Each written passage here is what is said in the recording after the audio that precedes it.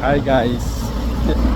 Ano ko naisip dahil Mother's Day ngayon, tingnan natin kung anong magiging reaction ni Mrs.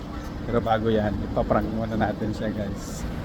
Bali, nautosan akong kumuha ng damit niya pang samba. Ngayon, sasabihin ko na ay nakalimutan. Pero ang totoo guys, pinagkasya ko siya dito. Yan.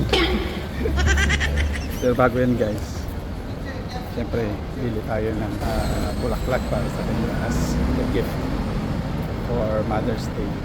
Let's go. Dito tayo bibili ng bulaklak para sa Mother's Day.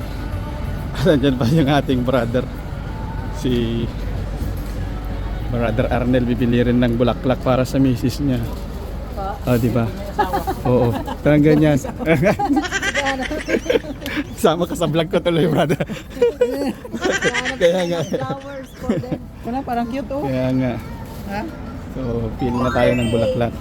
Ha? Tingin tayo ng ano. Kaligayahan ng isang babae yan. Dito rin si Brother Arnel. Bulgar pa to. This is it. Baba na tayo. Dito na tayo. Yan, wala na natin yung ating prank. Surprisehin muna natin siya dito. Tapos mamaya biglang nakalimutan natin yung damit niya. Let's go. Happy Mother's Day, Mami. Asan ang damit ko? Nandun pala sa may ano. Huwag mo ko busitin. Wala akong dala. Nandun sa may ano, sa may bag. Mag-taxi na lang tayo. Daddy, tignan mo naman yung damit ko. Ay! Nakakabwisit ka.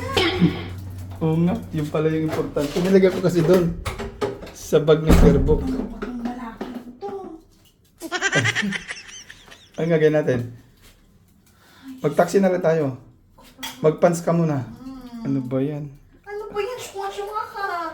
Ito kasi nasa isip ko yung ano ba? Ay, sige, di mo naisip yung damit ko. Yung damit niya. Ay! Ah, Yung totoo. yung totoo daw, hindi naniniwala. Nainis na.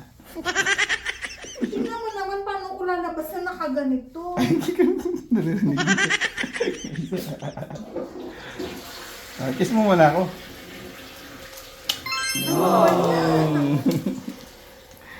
It's a prank! Saan? Ano asan? Saan yung damit mo? Diyan sa damit mo. Alam niya. Lukot-lukot na yung damit ko. Pinagkasya ko ngayon. Ito lang siya guys. Ano ba yan? It's a prank. Talaga. Visit ka talaga. Ano ba yan? Foul words.